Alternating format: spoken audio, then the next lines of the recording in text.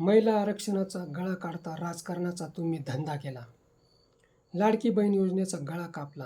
पेन्शनधारकांना pension देण्यासाठी खुर्च्या विकण्याचा सल्ला कोर्टाने दिला. लाज वाटायला हवी संसदेत असली फेक विधेयके मांडायला. उन्नाव, हाथरस, मणिपूरमध्ये बळी कोण गेले.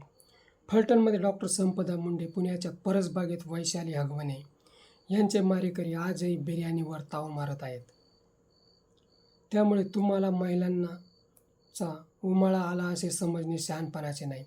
तुम्ही शहाणपणा एप्स्टीन बेटावरच सोडल्याचे दिसते. आंतरराष्ट्रीय पातळीवर हिंदुस्थानची नौका हेलकावी खात आहे. कथनी आणि करणीमध्ये फरक झाला की असेच होते.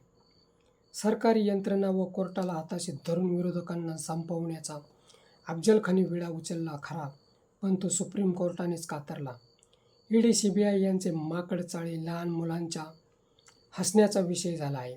खासदार संजय राऊत, आमदार माजी मंत्री अनिल देशमुख, माजी मुख्यमंत्री अरविंद केजरीवाल, मुख्यमंत्री हेमंत सोरेन यांना कोर्टाने सोडून दिले. महिलांच्या नावाने तुम्ही राजकारणाचा धंदा केला. हंगेरीमध्ये सुद्धा व्हिक्टर ऑरबान यांनी असेच धंदेवाईक स्तोम माजवले होते. त्यांना जनतेने घरी बसविले. तुम्हाला प्रचंड विजय करूनसुद्धा तुम्ही सुतकी चेहरे घेऊन लोकांसमोर जाता.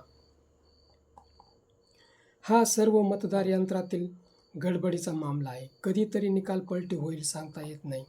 सत्तेचा अमरपट्टा कोणालाच मिळत नाही. आज तुमच्याकडे तर उद्या दुसऱ्याकडे. मित्र, हा व्हिडिओ कसा वाटला ते कमेंट बॉक्समध्ये सांगा व ॲक्शन मराठी चॅनलला सबस्क्राईब करा.